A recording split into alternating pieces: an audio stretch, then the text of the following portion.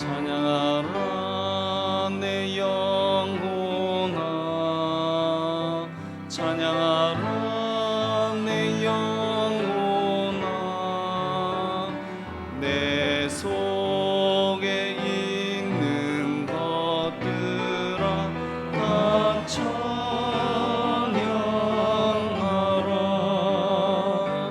감사라 내 영혼아, 감사라 내 영혼아. 내 속에 있는 것들아 다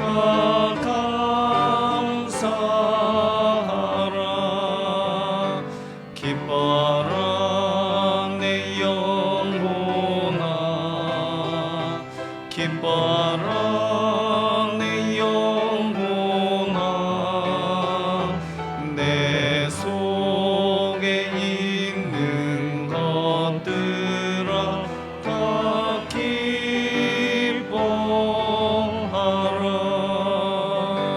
경배하라 내 영혼아, 경배하라 내 영혼아.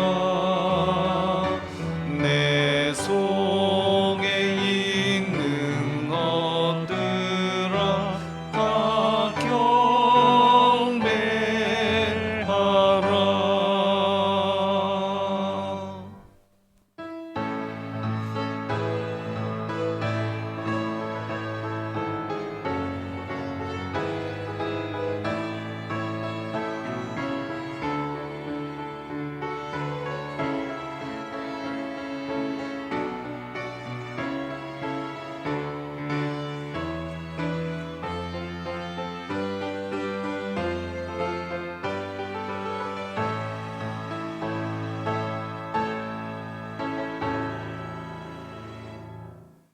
나의 영혼이 잠잠히 하나님만 바라며 나의 구원이 그에게서 나오는도다.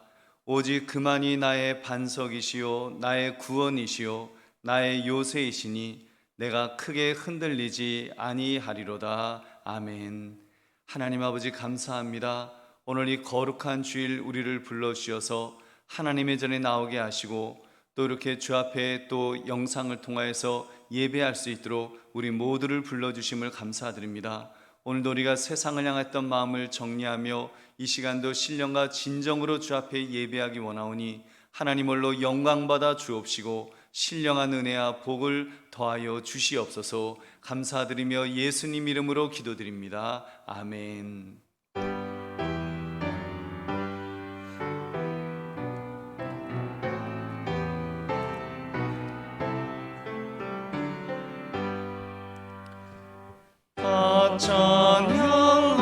찬양하여라 전능왕 창조의 주께.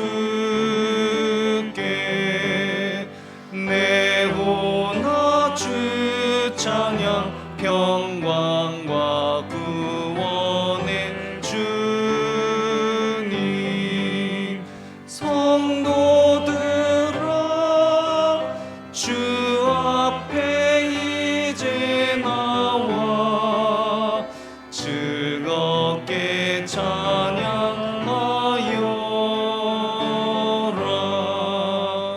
다 찬양하여라.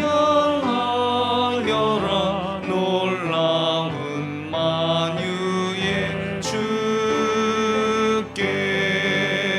고은한 날개미 늘 품어주시는 주님. 성도들아 주님의 뜻 안에서 내 소원 다 이루리라. 다 찬양하여라. 온몸과 마음을 바쳐.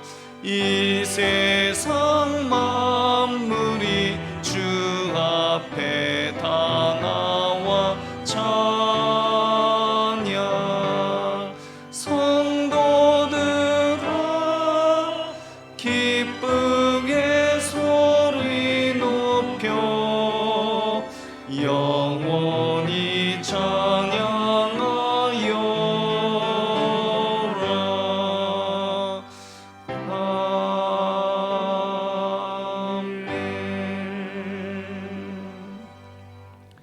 사도신경으로 우리의 신앙을 고백하겠습니다.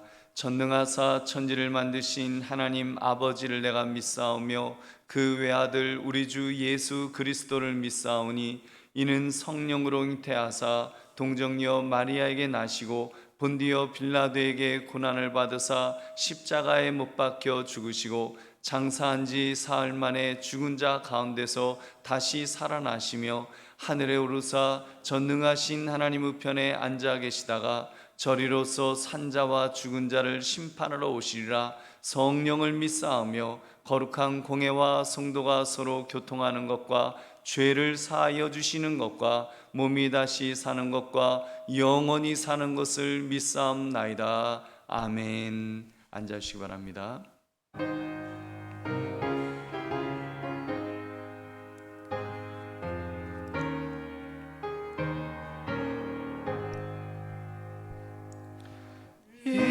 인내하신 구세주여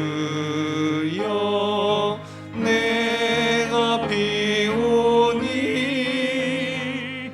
죄인 오라실 때에 날 부르소서.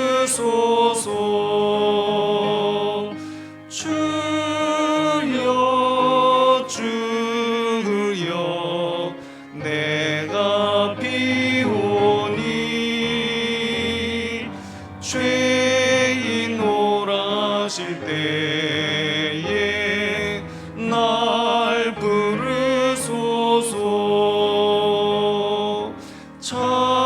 자비하신 보좌 앞에 꿇어 엎드려 자복하고 회개하니 믿음 주소서. 주여 주여 내가 비오니 죄인 오라실 때에 날 부르소서. 주의 공로 의지하여 주께 가오니 상한 마음을 고치시고 구원하소서. 주여 주여 내가 비오니 죄인 오라실 때에 날 부르소서. 만복 근원 우리 주여 위로하소서. 우리 주와 같으시니 어디 있을까. 주여 주여 내가 비오니 죄인 오라실 때에 날 부르소서. 아멘.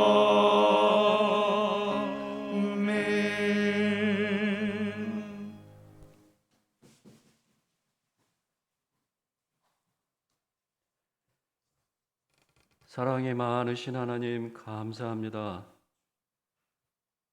우리 아버지,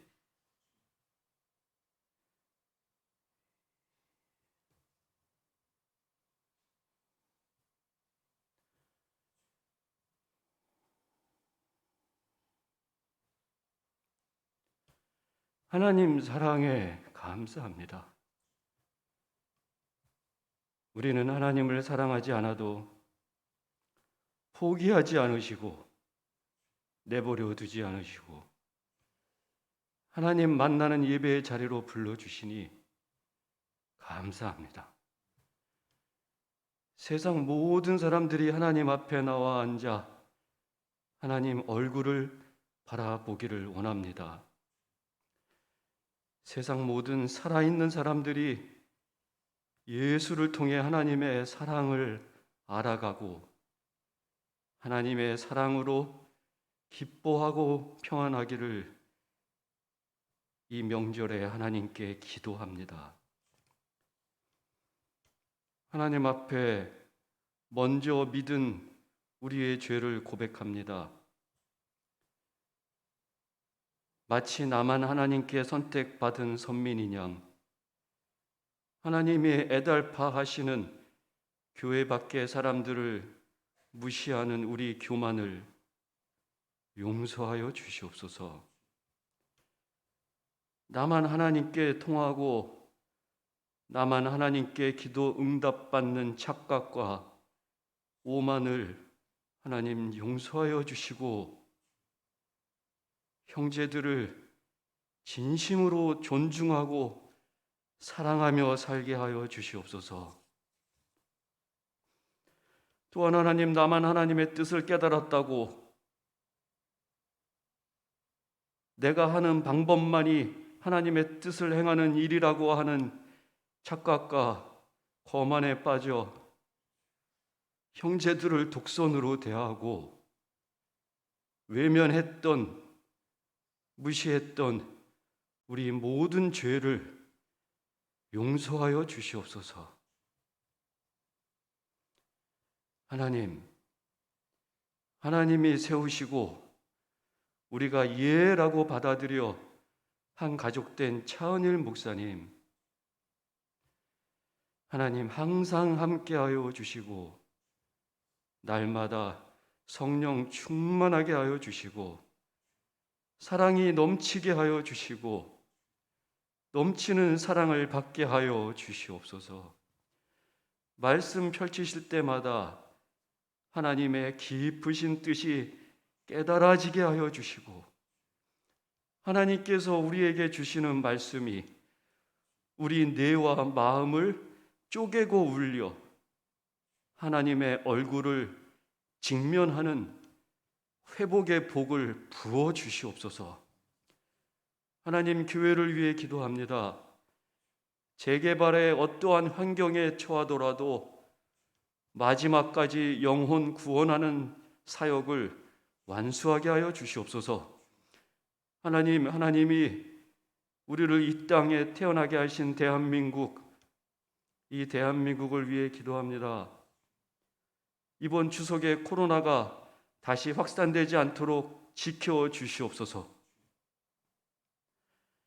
대한민국의 모든 정치인들과 경제인들이, 언론인들이 자기 이익을 위해 진실을 왜곡시키지 않고 오직 하나님이 모든 사람들에게 베푸신 최소한의 양심에 따라 행동하는 멋진 대한민국이 되게 하여 주시옵소서. 하나님, 박원정 목사님 라이베리아 선교에 함께하여 주셔서 협력하는 교회와 협력하는 동역자들과 목사님 가정에 복을 주시고 용기를 북돋아 주시옵소서. 한강교회 우리 모든 성도는 나가고 보내고 환영하고 모든 것을 동원하는 수고를 마다하지 않고 자원하는 복을 내려 주시옵소서. 우리 교우들에게 용기를 주시옵소서. 하나님이 어떻게 일하시는지 우리 모두 우리 두 눈으로 하나님의 역사를 보고 우리는 예수 그리스도의 증인이 되게 하여 주시옵소서. 하나님, 멀리 군에 가 있는 우리 자녀들 기억하여 주시고 지켜주셔서 하나님의 백성으로 건강한 신앙생활과 복된 인간관계 그곳에서도 맺게 하여 주시옵소서. 고3 아이들 또한 그 또래의 아이들 대입 수능을 준비하고 미래를 준비하는 중요한 기로에 서 있습니다. 지금까지 키워주신 하나님 끝까지 보호해 주시옵소서. 우리 아이들이 하나님께 맡기고 끝까지 포기하지 말고 공부하게 하여 주시고 어떠한 결과가 나오더라도 하나님께 감사하는 그런 최선을 다하는 아이들로 키워 주시옵소서. 하나님, 지친 가족 많이 있습니다. 하나님이 회복시켜 주시옵소서. 그 가정의 기쁨을 다시 주셔서 웃음이 넘치는 가정으로 하나님 회복시켜 주시옵소서. 하나님, 이 추석에 가족이 다 모여도 여러 가지 상황으로 모이지 못하는 가족의 빈자리가 있습니다. 하나님의 뜻을 알 수는 없지만 왜 빈자리가 있는지 우리는 하나님의 뜻을 알 수 없지만 우리 사정을 다 아시는 하나님, 하나님은 우리 사정을 다 아시지 않습니까?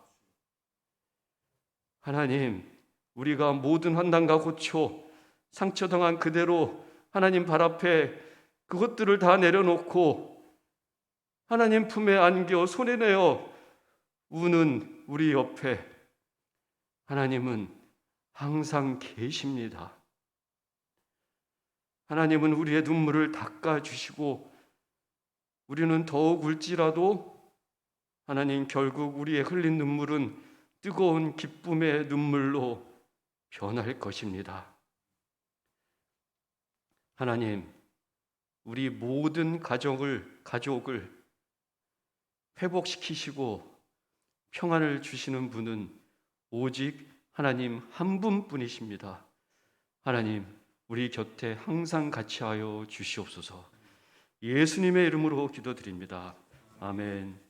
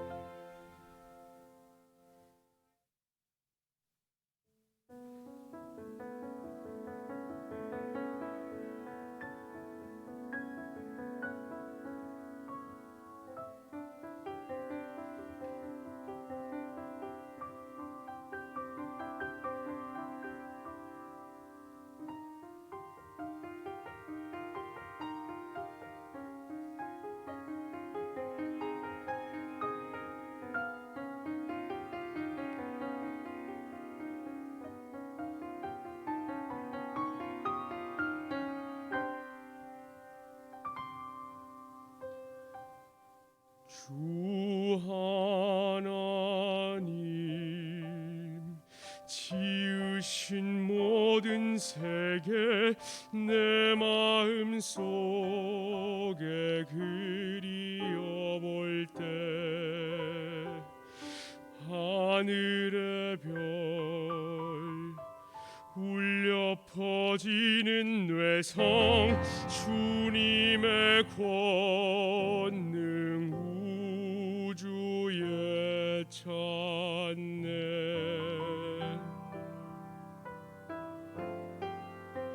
주님의 높고 위대하심을 내 영혼이 찬양하네.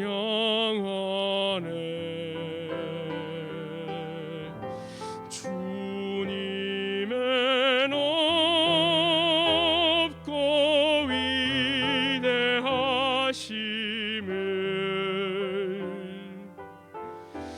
내 영혼이 찬양하네.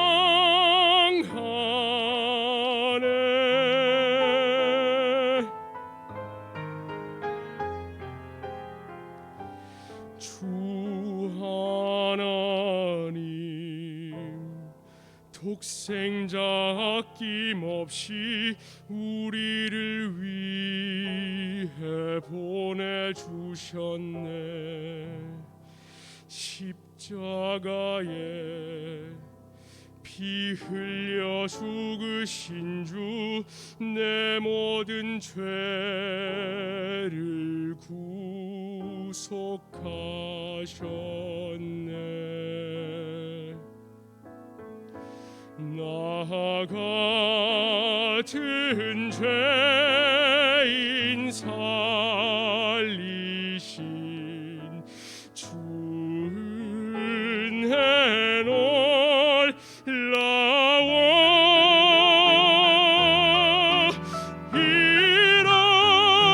잃었던 죄를 받았고 광명을 얻었네.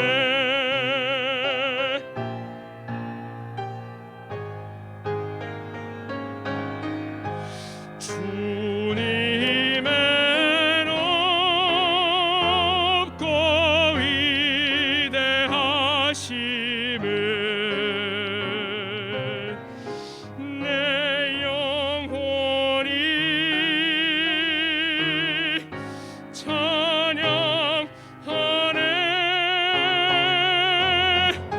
주님의 높고 위대하심을 내 영혼이 찬양하네. 내 영혼이 찬양하네.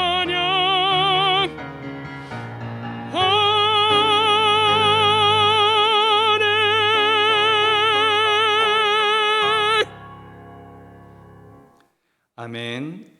감사합니다. 우리 하나님께서 영광 받으신 줄로 믿습니다. 우리 하나님의 말씀 보겠습니다. 요한복음 6장 5절부터 15절까지입니다.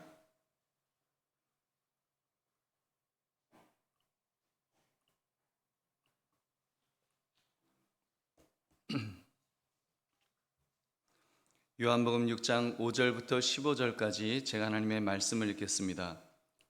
예수께서 눈을 들어 큰 무리가 자기에게로 오는 것을 보시고 빌립에게 이르시되 우리가 어디서 떡을 사서 이 사람들을 먹이겠느냐 하시니 이렇게 말씀하심은 친히 어떻게 하실지를 아시고 빌립을 시험하고자 하심이라. 빌립이 대답하되 각 사람으로 조금씩 받게 할지라도 200데나리온의 떡이 부족하리다. 제자 중 하나 곧 시몬 베드로의 형제 안드레가 예수께 여짜오되 여기 한 아이가 있어 보리떡 5개와 물고기 2마리를 가지고 있나이다. 그러나 그것이 이 많은 사람에게 얼마나 되겠사옵나이까. 예수께서 이르시되 이 사람들로 앉게 하라 하시니 그곳에 잔디가 많은지라 사람들이 앉으니 수가 5,000명쯤 되더라. 예수께서 떡을 가져 축사하신 후에 앉아있는 자들에게 나눠주시고 물고기도 그렇게 그들의 원대로 주시니라. 그들이 배부른 후에 예수께서 제자들에게 이르시되 남은 조각을 거두고 버리는 것이 없게 하라 하시므로 이에 거두니 보리떡 5개로 먹고 남은 조각이 12바구니에 찼더라.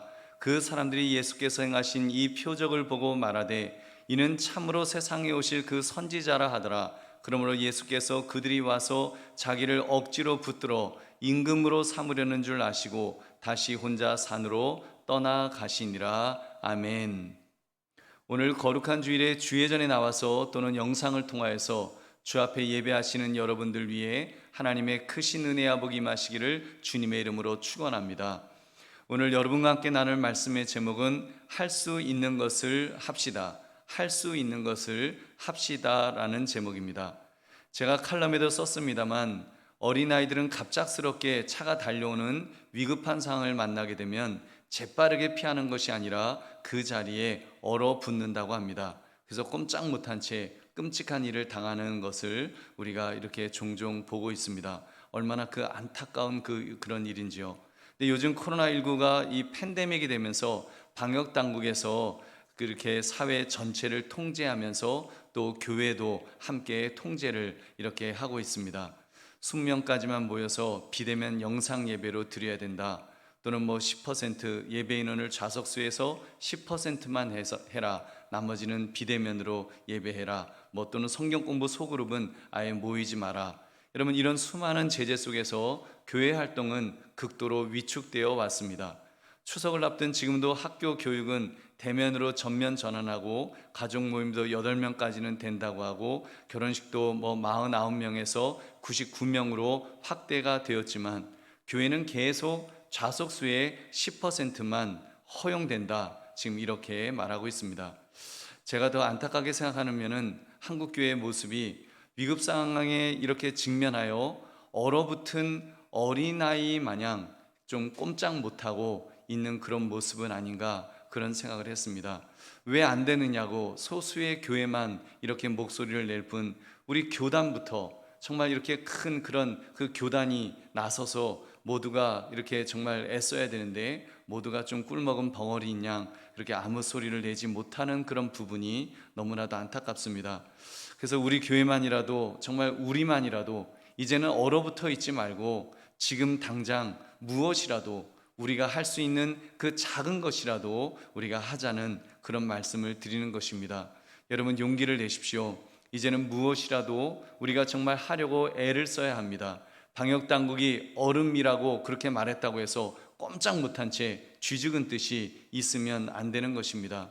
우리는 그래도 이제 백신 맞지 않았습니까? 여러분, 부작용으로 죽을지 모른다는 두려움까지 그렇게 이기면서 모두 맞지 않으셨습니까? 교회는 고령화 덕분에 정말 어떤 조직보다도 백신 접종률이 가장 우수한 그런 그 기관입니다. 그런데 왜 우리는 계속해서 위축되어 있어야 되고 마치 얼음처럼 얼어붙어 있어야 되겠냐는 말입니다.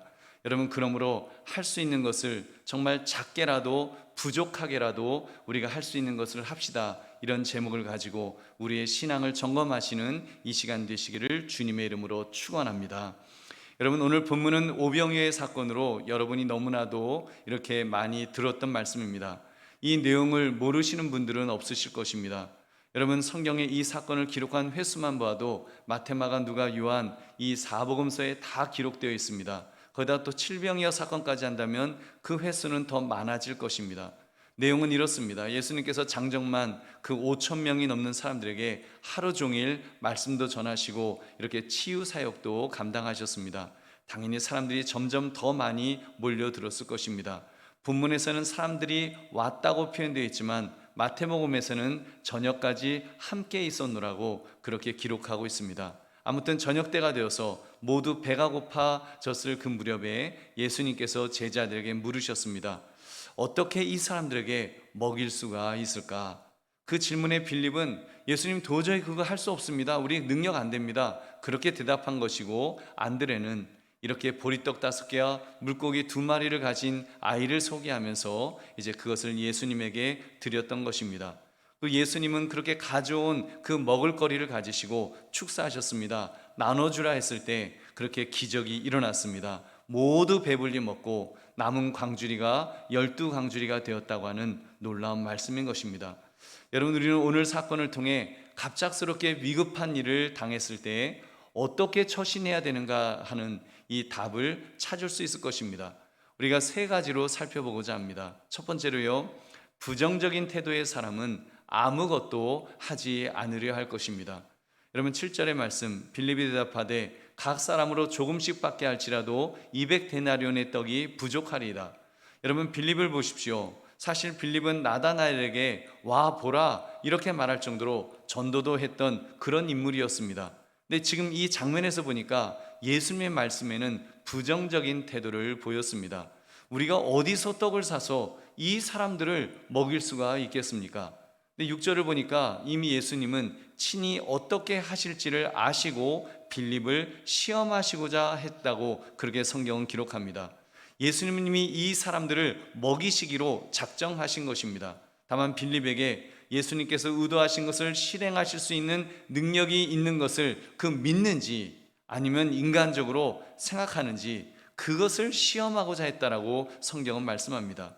안타깝게도 빌립은 그 시험에 통과하지를 못했습니다. 빌립의 대답입니다. 다시 제가 7절을 읽겠습니다. 빌립이 대답하되 각 사람으로 조금씩 받게 할지라도 200데나리온의 떡이 부족하리이다. 여러분 1데나리온이 그 1인 그 일꾼의 품삯이라는 거, 노동자 하루 품삯이라는 거 잘 아시죠? 그러면 약 한 3천만 원 정도 될 것입니다. 15만이라고 잡으면 사실 요즘도 갑작스럽게 3천만 원어치 만약에 저녁을 준비해야 된다. 그럼 뭐 사실 준비하기가 쉽지 않죠. 하물며 2000년 전이었겠습니까? 근데 여러분 문제는 우리 모두 지금 믿음의 사람들조차도 바로 우리들조차도 이런 부정적인 태도를 보이고 있다는 점입니다. 여러분 우리 믿음이 있는 듯 행동하다가도 우리 한순간 어떤 문제에 직면하게 되면은 우리는 부정적으로 변하는 경우가 종종 있습니다. 일단 부정적인 태도를 취하게 되면 돈의 액수라든지 인력이 얼마나 되는지 그런 숫자적인 것만, 숫자에만 급급하게 됩니다. 이용 가능한 돈이 얼마나 될지, 봉사할 수 있는 사람의 숫자가 그 얼마나 확보되는지 그런 것들을 다 계산해 보고는 이거 안 되겠다 그러면은 말합니다. 이거 안 됩니다. 이거 불가능합니다. 이거 계산이 안 나옵니다. 이 숫자 가지고는 이 사업을 어떻게 감당할 수 있습니까? 이렇게 반대하는 것입니다. 그 어디에도 하나님이 해주실 것이다, 이런 플러스 알파의 신앙, 즉 믿음의 영역은 보이지 않는다는 것이 문제입니다. 여러분 가장 안타까운 점은 아예 하나님의 능력이 더 이상 보이지 않게 됩니다. 물론 그렇다고 이런 사람이 예수님을 믿지 않는 것은 아닙니다. 믿음은 있습니다. 믿음으로 자신의 신앙을 고백하고 내가 지금 죽어도 천국 갈 수 있다, 이 믿음은 분명히 가지고 있어요. 그러나 과거에 하나님이 자기의 인생에서 어떤 기적을 행하셨는지 그 사실은 망각해 버렸습니다. 빌립의 경우가 그랬습니다. 여러분 오늘 요한복음을 보아도 2장에서 예수님이 공생애 시작하실 때 여러분 그 가나의 혼인잔치에서 어떤 이적을 행하셨습니까? 혼인잔치에 포도주가 떨어졌어요. 그는 이제 혼인잔치를 망치는 일입니다. 근데 예수님께서 그 물 항아리 6개에 물을 가득 담으라 하시고 그리고 그 항아리에 있는 물을 포도주로 만들어 주셨습니다. 여러분 그 이적을 이미 이 빌립은 경험했던 사람입니다. 그렇다면 지금 이 시점에서 그 예수님의 방법으로 기적을 일으키시겠지, 물로 포도주도 만드셨는데 뭐까짓 거 정 안 되면 예수님 저기 있는 돌들을 가지고 떡덩이를 만드신들 예수님이 못 하시겠냐, 여러분 그런 그 믿음을 가졌어야 했습니다. 근데 그는 부정적인 태도 속에서 과거 예수님의 그 영광스러운 그 능력을, 영광스러운 그 권능을 그는 망각했던 것입니다. 여러분 이런 문제가 단지 빌립만의 문제일까요? 우리 믿음의 사람들도 마찬가지라는 생각이 듭니다. 특히 요즘 같은 코로나19 팬데믹 시대에 지금 한국 교회의 모습이 어찌 보면 빌립의 태도와 별반 다를 것이 없다라는 생각이 듭니다. 주님, 지금 델타 변이를 완벽하게 막을 수 있는 백신 1억 개가 완비되어 있어야 합니다. 근데 없잖아요. 그러니 우리는 과거로 다시 과거에 그 신앙생활을 했던 그때로 돌아간다는 것은 그건 불가능한 것입니다라고 우리가 지금 생각하고 있지는 않는지요. 여러분 그 어디에도 예수님의 전능하심, 우주 만물을 말씀으로 창조하신 그 전능자, 그 창조주 하나님에 대한 믿음이 이렇게 보이지가 않습니다. 언젠가부터 우리는 비판적인, 비관적인 신앙을 가진 자들이 된 것 같습니다. 물론 하나님께서 이미 주신 것들, 건강, 돈, 직장 이런 것들에 대해서는 감사하고 찬양을 합니다. 나 지금 이 시대, 코로나 시대에도 하나님의 이적적인 치유의 능력, 하나님께서 코로나를 기적적으로 하나님이 하시면 멈출 수도 있다라고 하는 그런 좀 기적에 대해서는 우리가 약간 부정적인 생각을 갖고 있지 않는지요. 괜히 그런 생각하는 것을 신비주의라고 일축해 버리지 않느냐는 말입니다. 지금 우리의 모습이 이와 같지 않는가요? 여러분 그래서 말씀을 드립니다. 코로나 시대니까 우리 아무것도 하지 말자. 코로나 시대니까 우리 그냥 가만히 얼음처럼 우리 그냥 꼼짝 않고 있자. 여러분 이렇게 생각하는 것은 저는 신앙이 아니라고 봅니다. 그것은 불신앙입니다. 여러분 결코 주님께서 원하시는 신앙의 모습이 아닐 것입니다. 무엇인가를 합시다. 우리 무엇인가를 시작합시다. 그러므로 아무것도 하지 아니려는 이 부정적인 태도를 벗어나고자 좀 믿음의 결단을 하시기를 주님의 이름으로 축원합니다. 여러분 두 번째, 긍정적인 태도의 사람은 할 수 있는 것만이라도 하려 할 것입니다. 조금 전 빌립의 부정적인 말을 듣던 제자들 중에 안드레가 나섰습니다. 자기에게 아주 작은 것이지만 지금 아이가 떡과 생선을 가지고 있는데 예수님 이건 무엇인가를 할 수 있지 않겠는가? 이제 그런 생각을, 그런 제안을 했던 것입니다. 8절 9절 말씀입니다. 제자 중 하나 곧 시몬 베드로의 형제 안드레가 예수께 여짜오되 여기 한 아이가 있어 보리떡 5개와 물고기 2마리를 가지고 있나이다. 그러나 그것이 이 많은 사람에게 얼마나 되겠사옵나이까? 여러분, 안드레의 태도를 보십시오. 자신이 떡과 물고기를 드리면 예수님께서 요술을 부리셔서 산더미 같은 음식을 만들 거다, 그렇게 신비주의적인 믿음을 가진 것이 아니었습니다. 그도 말했습니다. 그것이 이 많은 사람에게 얼마나 되겠사옵나이까? 이까지 것이 무슨 도움이 될까요? 그런 의심, 그런 어떤 질문, 그것도 그에게 있었습니다. 그러나 중요한 것은 무엇입니까? 안드레는 자기가 가지고 있는 가장 작은 것일지라도 그것을 주님께 가지고 나갔다는 것입니다. 어떻게 해요? 어린 소년이 그 작은 도시락을 바쳤거든요. 아이의 도시락이니까 사실 어쩌면 어른인 안드레 혼자 먹기에도 부족할 정도로 아주 자그마한 도시락이었을 것입니다. 그러나 긍정적인 태도는 이런 것입니다. 불안하지만 정말 이게 될까? 이런 의심스러울 때도 있겠지만 그래도 예수님이니까 예수님을 믿는 것입니다. 예수님을 믿는 거예요. 여러분 기억하십니까? 예수님께서 산더러 들려 바다에 던져지라고 믿음으로 기도하면 그대로 이루어진다, 그런 말씀을 하셨습니다. 그때 벌어졌던 사건이 예수님께서 무화과 나무를 저주하셔서 죽이는 사건이었습니다. 예수님께서 그 전날 무화과 나무에 열매를 찾으려고 했습니다. 열매가 없는 거예요. 예수님이 굉장히 실망하셨죠. 예수님께서 영원토록 사람이 내게서 열매를 따먹지 못할 것이다, 그렇게 저주의 말씀을 하셨습니다. 그 다음날 보니까 그 무화과 나무가 정말 죽었어요. 뿌리부터 말라서 그렇게 완전히 죽어 있었습니다. 여러분, 그것은 엄청난 기적이었습니다. 왜냐하면 나무라고 하는 것이 보통 생명력이 강한 것이 아니거든요. 잘 안 죽어요. 근데 뿌리부터 하룻밤 사이에 말라 죽은 것을 보고 베드로가 신기해서 물었던 질문에 대한 대답이 이것이었습니다. 예수님 어떻게 이런 기적이 일어날까요? 그래서 그 베드로가 신기해서 물었는데 예수님께서 마가복음 11장 22절 23절에서 이렇게 말씀하셨습니다. 예수께서 그들에게 대답하여 이르시되 하나님을 믿으라. 내가 진실로 너에게 이르노니 누구든지 이 산더러 들리어 바다에 던져지라 하며 그 말하는 것이 이루어질 줄 믿고 마음에 의심하지 아니하면 그대로 되리라. 아멘. 여러분, 여기 긍정적인 태도로 믿는다는 것이 어떤 것인지를 그 중요한 핵심이 나옵니다. 그것은 바로 믿음의 대상인 하나님을 믿는 것입니다. 여러분, 즉 믿음의 대상은 하나님이라는 사실입니다. 예수님의 말씀이 정확히 그 말씀을 하십니다. 하나님을 믿으라고 말씀하십니다. 주위에서 읽어보십시오. 예수님께서는 믿음을 가져라 이렇게 말씀하지 않으셨어요. 하나님을 믿으라고 그렇게 말씀하십니다. 그렇습니다. 참된 믿음은 하나님을 믿는 것입니다. 왜요? 믿음 자체는 아무런 능력이 없기 때문입니다. 능력을 가지고 있는 것은 믿음의 대상, 즉 하나님에게만 있으십니다. 그렇다면 빌립이 진정 예수님을, 여러분 이렇게 정말 그 물을 포도주로 만드시는 그런 그 예수님인 것을 제대로 믿었더라면 그런 부정적인 태도를 보이지 않았을 것입니다.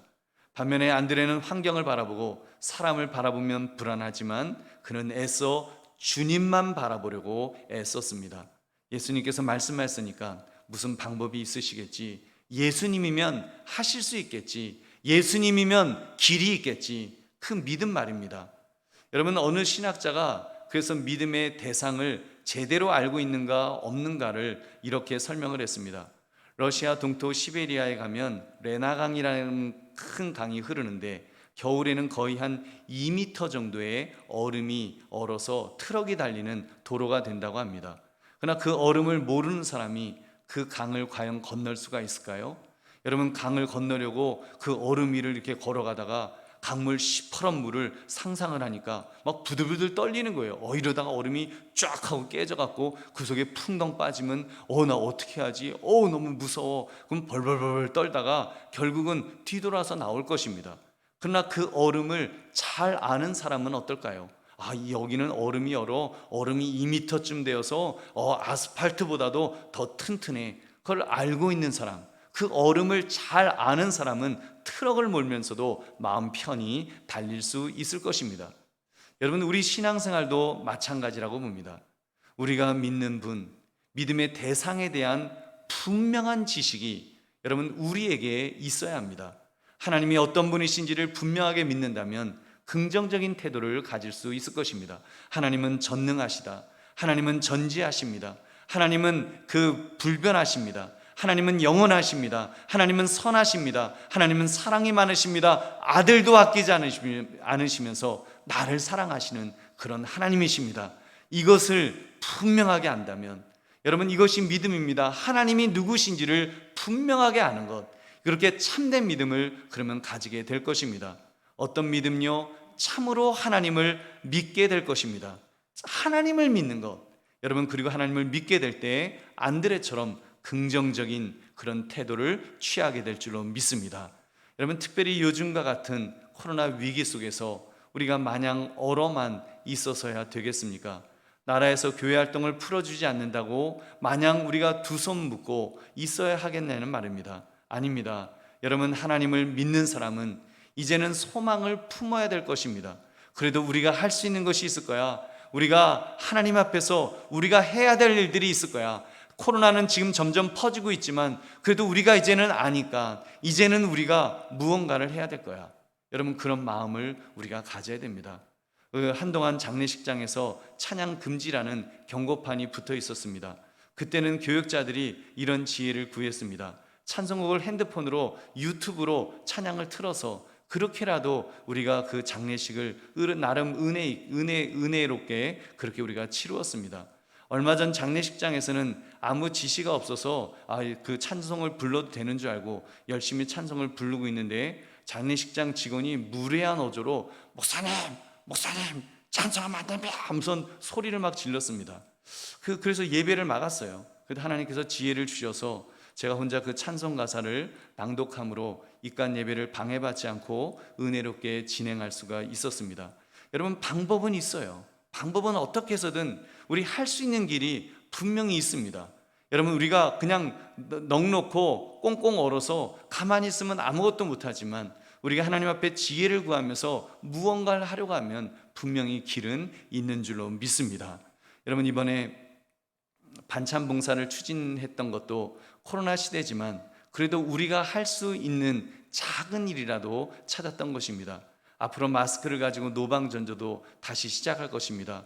오늘 벌써 일부 예배 마치고 그 마스크 들고 전도하러 나가시는 그런 팀도 있었습니다. 우리가 교회적으로 많은 사람이 몰려다니면서 그렇게 전도할 수는 없는다 할지라도 2인 1조 정도로 해서 소수의 인원이라도 우리가 전도할 수 있지 않겠습니까?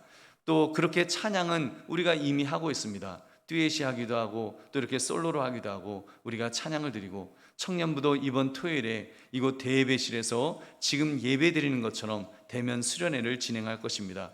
예배 형식으로 지금 이 숫자보다 더 적은 숫자가 마스크 철저히 쓰고 수련회를 하면 방역적으로 아무 문제 없을 것입니다. 그렇게라도 우리가 길을 찾읍시다. 우리가 해야 될 일을 우리가 이제는 감당합시다.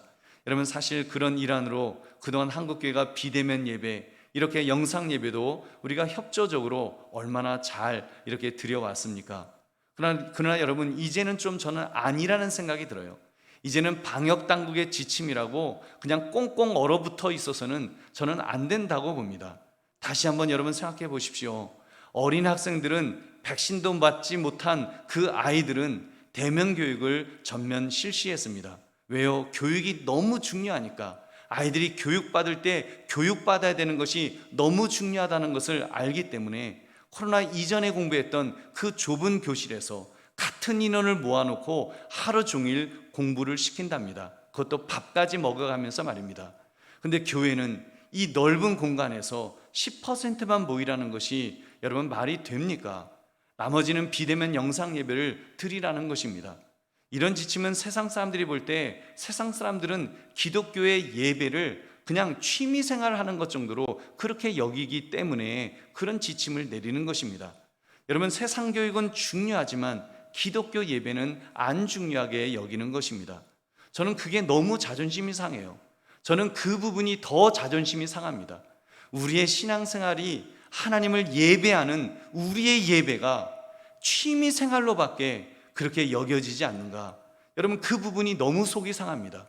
우리 믿음의 선배들은 예배를 드리다가 순교했습니다.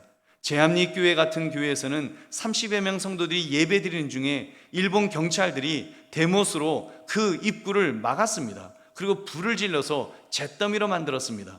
그런 중에 순교하면서도 예배를 드렸던 우리 한국교회의 전통이 있습니다. 근데 지금 이 시점 학교 교육은 중요하니까 전면 대면 교육을 해도 괜찮고 교회는 비대면 예배를 드리라는데, 여러분, 이런 지침에 우리가 저항하지 않는다면 우리 스스로 예배는 취미생활 같은 거야 라고 그렇게 우리가 인정하는 꼴밖에 안 되지 않겠냐는 말입니다. 저는 그런 점에서 이제는 좀 저항해야 한다고 믿습니다.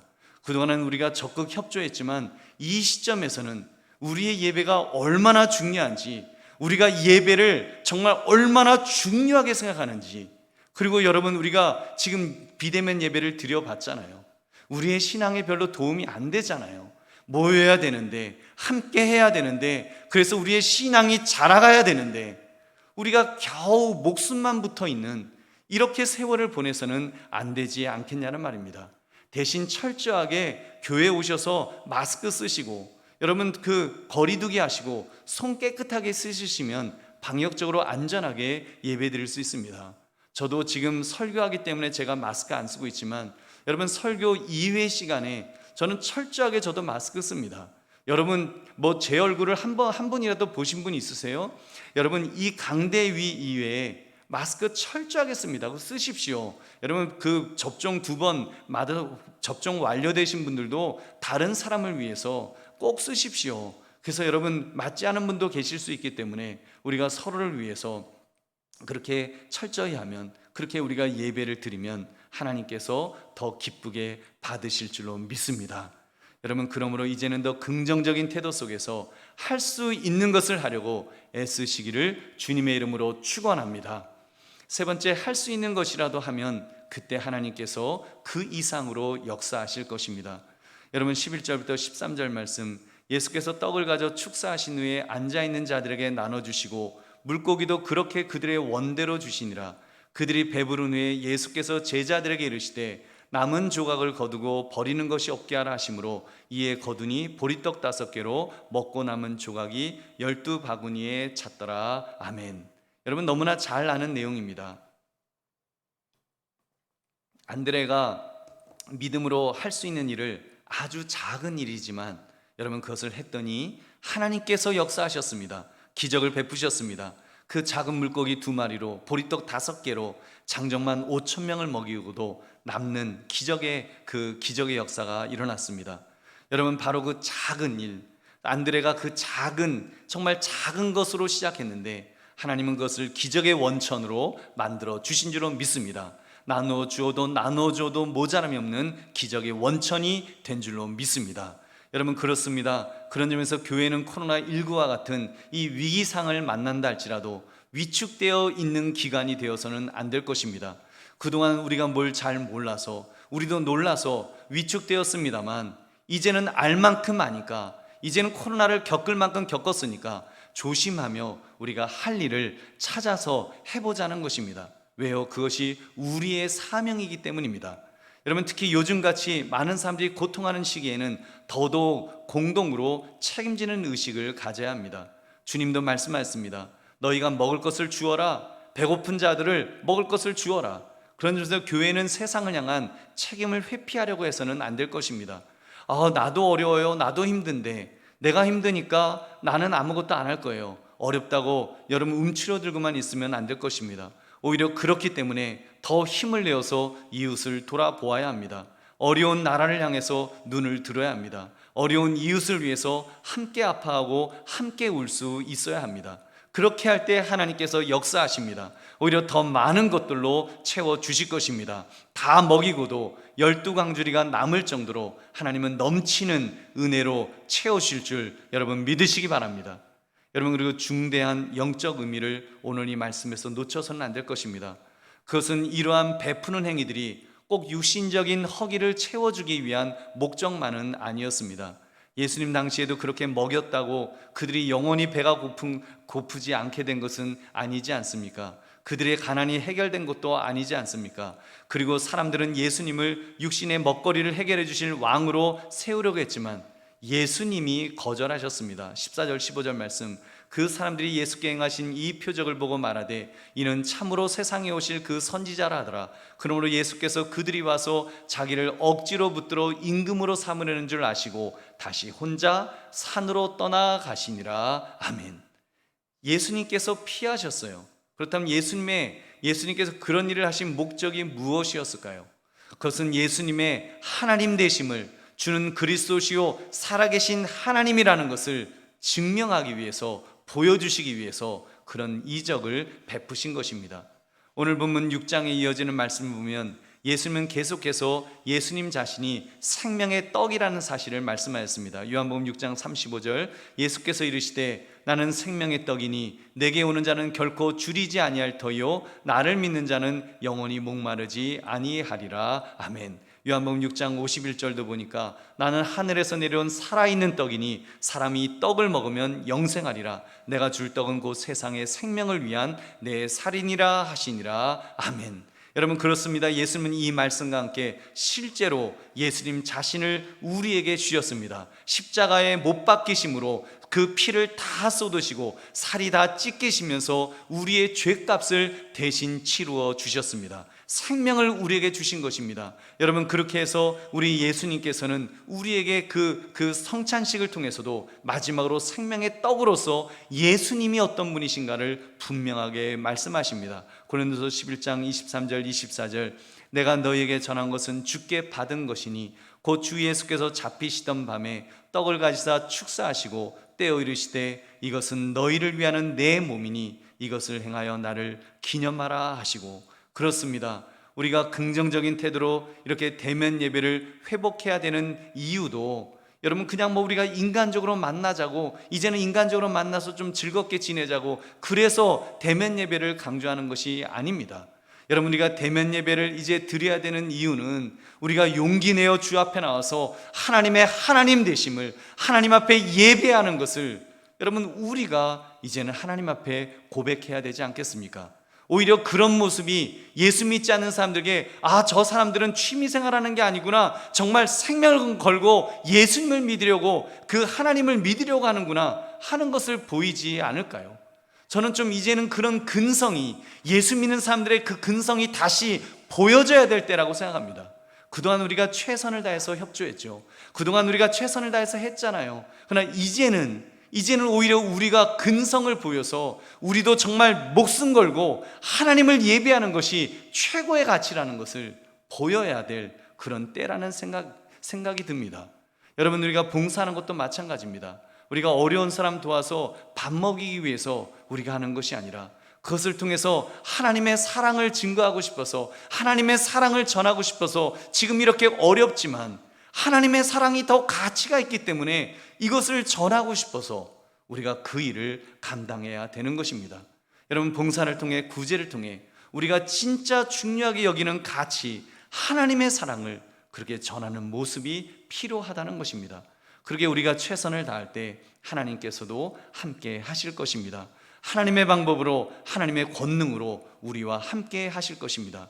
그러면 하나님께서 역사하실 것을 기대하시며 할 수 있는 한 우리가 아주 작은 일이라도 우리가 시도할 수 있는 저와 여러분 되시기를 주님의 이름으로 축원합니다. 말씀을 맺습니다. 할 수 있는 것을 이제는 합시다. 여러분, 코로나19가 점점 심해진다고 우리가 두려움에 떨며 더 이상 얼어있지 말자는 것입니다. 이제는 세상 사람들도, 여러분, 세상 사람들도 이제는 정신을 차리고 있습니다. 세상 사람들도 정신을 차리고 있어요. 백신 맞지 않은 아이들도 교육이 중요하기 때문에, 교육이 너무 중요하기 때문에 코로나의 위험이 있더라도 대면하여 교육시키겠다고 아이들을 불러 모았습니다. 여러분, 자영업자들도 살 수 없다면서 차량 데모를 하면서 그들이 목소리를 내고 있습니다. 심지어 결혼을 앞둔 젊은 청년들조차도 지하철 버스는 빽빽하게 타고 다니는데 왜 결혼식장은 나를 축하해주는 사람은 그 99명밖에 안 되느냐, 늘려달라고 그렇게 데모를 합니다. 여러분, 그들이 외치는 것은 정말 중요하게 여기는 가치의 문제 때문입니다. 코로나19로 인한 감염의 위험보다 더 큰 가치가 있다는 것을 그들은 목소리를 내는 것입니다. 교육의 가치를 놓고 교육이 너무나 중요하다고 목소리를 내는 것입니다. 생존의 가치가 너무나 중요하다고, 생존의 가치가 더 중요하다고 그렇게 목소리를 내잖아요. 그리고 결혼의 가치가 너무나 중요하기 때문에 그 목소리를 내지 않습니까? 그럼 우리 기독교인의 신앙의 가치는요, 여러분, 우리가 하나님 앞에 나와서 예배드리는 예배의 가치는요, 하나님 앞에 함께 모여서 하나님을 예배하는 이 예배의 가치는 여러분 별로 취미생활인가요? 그냥 비대면을 영상으로 그냥 대충 하면 되는 그런 예배인가요? 여러분, 아니잖아요. 이제는 아니잖아요. 세상 사람들도 정신 차리는데, 여러분, 우리 예수 믿는 사람들 정말 무엇이 가치가 있는지 우리도 정신을 차려야 된다라고 믿습니다. 지금도 코로나19의 위협에 얼어붙어 꼼짝하지 못하고 있는다면 그것은 성숙한 믿음의 태도는 아니라고 봅니다. 이제는 알았으니까, 이제는 코로나가 어떤 건지 알았으니까, 어떻게 우리가 방역을 철저하게 하면 감염되지 않는지 우리가 이제 아니까, 여러분, 이제는 성숙한 기독교인답게 결단하자는 것입니다. 그리고 세상이 무엇이라고 말할지라도 우리가 해야 될 일들을 시작하자는 것입니다. 예배도 정확하게 방법은 모르겠습니다만, 하여튼 예배도 우리가 이제는 회복하기 위해서 몸부림을 쳐야 됩니다. 여러분, 정말 그래도 또 그 대면 예배를 드릴 수 없는 또 특수한 경우에 그런 분들도 있습니다. 하나님의 영광을 위해서 어쩔 수 없이 또 그래야 될 분도 있을 수 있어요. 그러나 적어도 우리가 이 부분에 있어서 우리가 가슴 아파해야죠. 발을 동동 구리고 정말 그들에게 나의 생명보다도 귀한 가치를 당신들을 위해서 우리가 지금 하지 않는다라고 말할 수 있을 정도의 그런 열정은 우리에게 있어야 되지 않겠냐는 말입니다. 방역당국이 하지 말란다고 네 알겠습니다, 안 하는 그런 모습이어서는 안 된다는 것입니다. 그래서 봉사도 하자는 거예요. 구제도 하자는 거예요. 선교도 하자는 거예요. 전도도 하자는 거예요. 여러분, 할 수 있는 것을 이제는 해야 될 때가 되었다고 믿습니다. 여러분, 그러므로 할 수 있는 것을 합시다. 이 제목처럼 우리는 세상 그 어떤 것을 믿는 것이 아니라 하나님을 믿는 사람으로서 우리가 해야 될 사명을 감당하시는 저와 여러분 되시기를 주님의 이름으로 축원합니다. 우리 함께 기도하겠습니다. 오늘 말씀 생각하시면서 하나님, 그렇게 살게 하옵소서. 할 수 있는 것을 이제는 하면서 살아갈 수 있는 그런 믿음의 사람들 될 수 있도록 해달라고 우리 함께 주님 앞에 기도하겠습니다.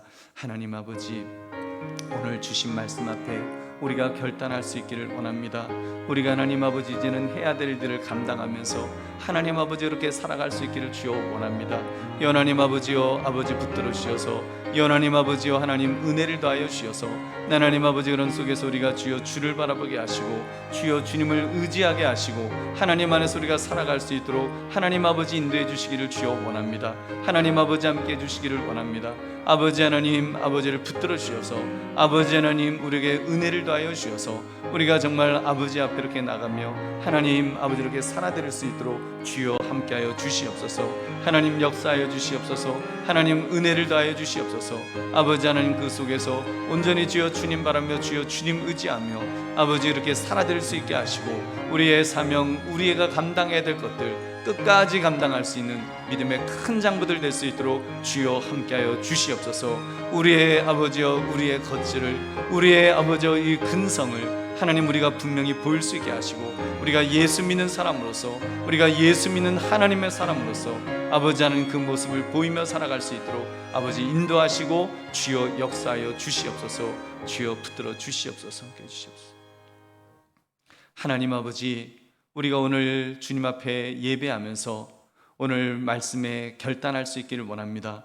우리가 할 수 있는 것, 우리가 무엇을 할 수 있는지 잘 알지 못하지만 우리에게 지혜를 주셔서 우리가 할 수 있는 것을 감당하며 살아가는 믿음의 장부들 될 수 있도록, 그런 우리 한국교회가 될 수 있도록 주여 붙들어 주시옵소서. 그래서 우리의 가치를 분명히 지키며 살아갈 수 있는 믿음의 큰 장부들로 우리를 세워 주시옵소서. 감사드리며 예수님 이름으로 기도드립니다. 아멘.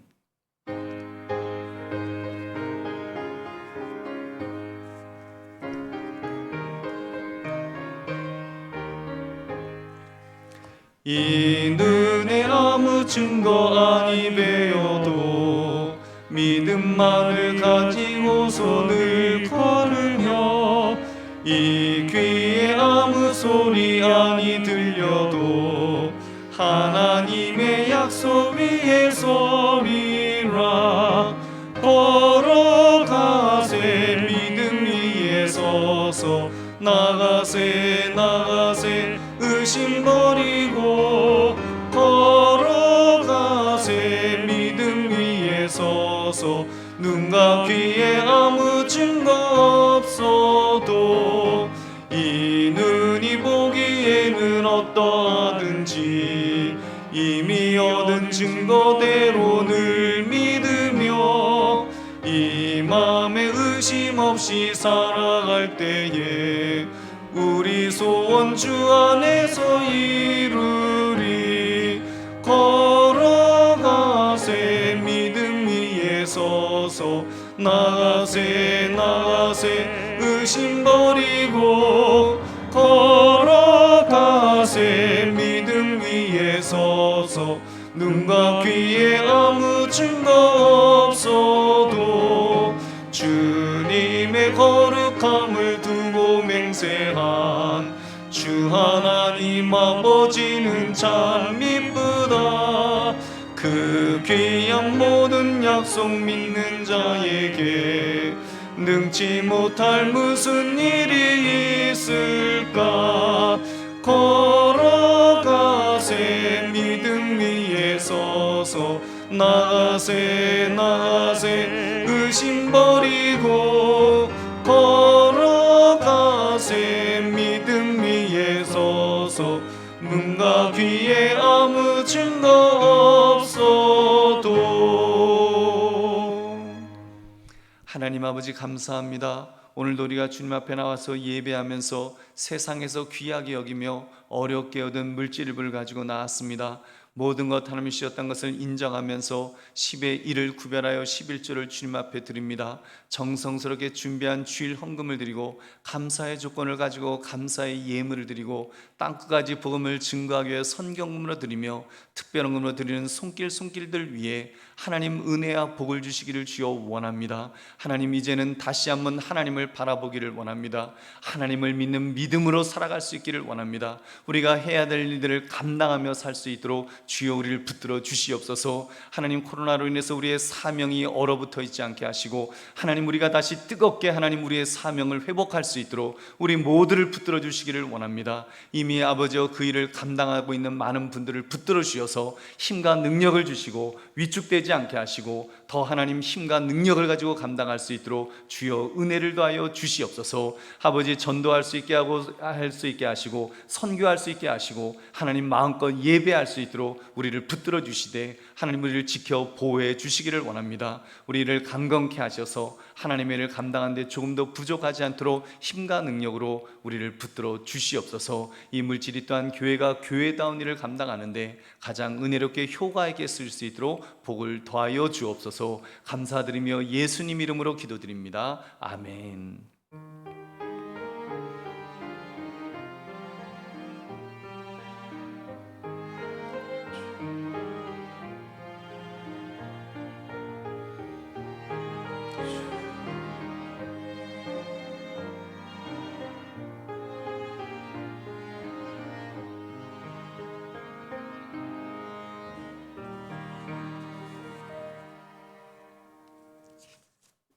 주님의 이름으로 여러분을 축복합니다. 사랑합니다. 여러분 코로나 시대 때 건강 잘 챙기시기를 바랍니다. 교회 앞에 광고 말씀 드리겠습니다. 여러분 코로나 예방법을 준수하셔서 개인 건강을 잘 지켜주시기를 바랍니다. 특별히 두 번째 9월 21일 화요일은 추석입니다. 보내드린 가정예배 순서지를 활용하셔 여러분 가족이 함께 예배 드리시기를 바라며 하나님의 은혜가 가득한 추석 명절이 되시기를 바랍니다. 그래서 여러분 하여튼 이번 추석에는 어떻게 해서든지 하여튼 여러분 부모님들께 찾아가셔서 또 부모님들 꼭 이렇게 만나시고, 그러나 마스크 철저하게 쓰셔서 여러분 그 감염되지 않도록 조심하시면서, 그러나 그런 만남들이 이제는 있어야 된다라고 저는 그렇게 생각합니다. 우리 어르신들 그렇게 힘들게 다 이제 그 코로나 그 백신 주사 다 맞으셨는데 여러분 이번에도 못 만나면 안 되지 않겠습니까? 그래서 여러분 이제는 해야 될 일들을, 특별히 우리 며느님들 여러분 해야 될 일들을 내가 해야겠다 이런 결단을 하시고 또 그렇게 감당하시기를 바랍니다. 우리 대학 청년부 토요 예배가 9월 25일 오후 5시 50분에 본당에서 진행됩니다. 우리 신동열 목사님을 모시고 인생 설계와 선택을 위한 기독교 세계관의 주제로 진행됩니다. 방역 지침을 철저히 지키며 진행되는 이번 토요 예배 청년들의 많은 은혜와 변화가 있도록 성도님들의 기도를 부탁을 드리겠습니다. 그리고 2022년 수능 시험을 보는 수험생들과 군 청년을 위해 나눠드린 기도 카드를 보시고 꼭 기도해 주시기를 바라겠습니다. 그리고 아까 말씀드린 며느님뿐만 아니라 우리 아드님들도 이번에는 꼭 여러분 우리 사위님들도 꼭 여러분 결단하셔서 그 효도할 수 있는 이번 명절이 될 수 있도록 여러분 애쓰시기를 그렇게 부탁을 드리겠습니다. 우리 다른 우리 고 권한교 집사님 장례를 하나님의 은혜 가운데 이렇게 잘 마치고 우리 권동환 선교사님 이렇게 또 우리 가족들 우리 이정순 권사님 이렇게 함께 예배에 참석하였습니다. 여러분 우리 또 가족들이 나가실 때 유가족 이렇게 모시 송편을 한 팩씩 맛있는 송편을 준비해 주셨습니다. 여러분 유가족들을 위해서 많이 기도해 주시고 또 위로해 주시면 감사하겠습니다. 우리 많이 힘드시겠지만 우리 권사님도 힘내시라고 우리 한번 격려의 박수 한번 하겠습니다.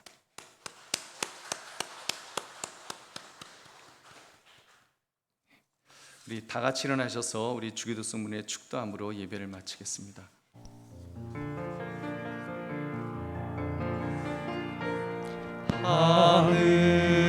하늘에 계신 아버지 이름 거룩하사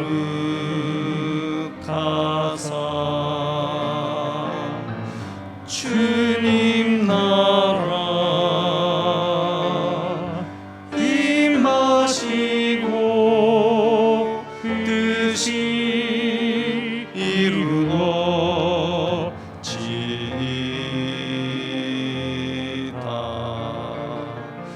일용할 양식 주시고 우리들의 큰 죄 다 용서하옵시고 또 시험에 들게 마시고 악에서 구원하소서. 대개 주의 나라 주의 권세 주의 영광 영원히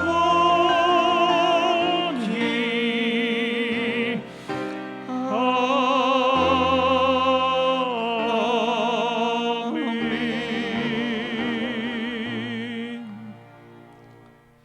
이제는 우리 주 예수 그리스도의 은혜와 성부 하나님 아버지의 무한하신 사랑하심과 성령 하나님의 인도 충만 교통하심이 오늘 예배 속에서 우리가 해야 될 일을 하겠노라고 결심하며 결단하며 돌아가는 우리 모든 성도님들 머리 위에, 저들의 가정과 학업과 직장과 사업 위에, 자녀들 위에, 이 나라 이 민족의 세계 선교 위에, 특별히 코로나로 고통하는 모든 분들과 수고하시는 의료진과 봉사하는 분들 위에 지금으로부터 영원까지 함께 있을지어다. 아멘.